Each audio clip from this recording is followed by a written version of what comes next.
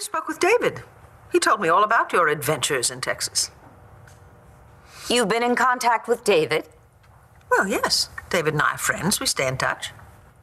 And what did he tell you about our time in Texas? Well, he told me all about your breakup with Clint. Must have been very embarrassing to have Clint find you in flagrante with David. I found Clint kissing another woman. So, naturally, I took solace in the arms of another man. Well, you don't have to explain to me. I couldn't care less. Why did you ask? I didn't. You asked me what David and I talked about. I was simply answering your question. I see. So even though Clint is your ex-husband, you have no interest in his life? Well, if it involves the children, yes. If it involves you, no. I don't suppose you'd be interested in knowing who that other woman was. Mm-hmm. No. So I won't even bother talking to you about the very charming and handsome man who discovered me after my hit-and-run incident. Well, they do gravitate toward you, don't they? The charming and handsome ones. As a matter of fact, they do. This one, however, saved my life. So, of course, I will be eternally grateful to this man who was so very generous and kind. And madly attracted to you, I don't doubt. Well, you know, Viki, I just want to say this about what happened between Clint and me. Yes? Although I do assume part of the responsibility for what happened. Oh, my God. You're going to blame me. Think about it, Viki.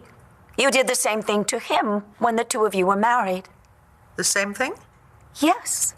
Only then it was far more egregious because you were breaking your marriage vows, which is why he had zero tolerance with what he perceived of as my infidelity.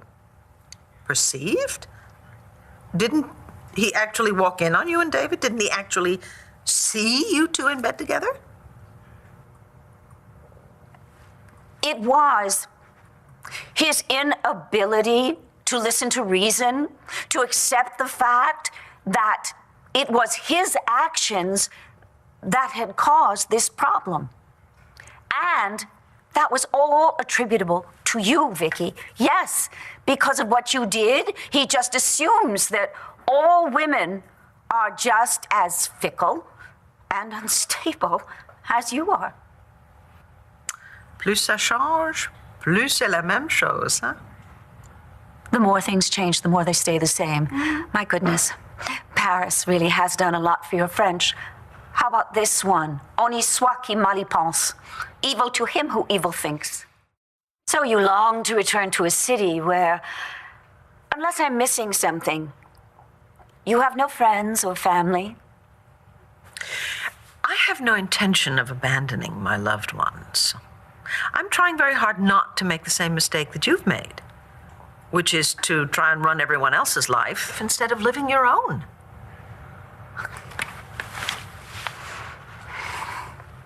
Oh dear, I've run out of time. I can't entertain you any longer. I have things to do. Well, go ahead. I'll just wait for Todd. Don't worry. I won't go through the drawers.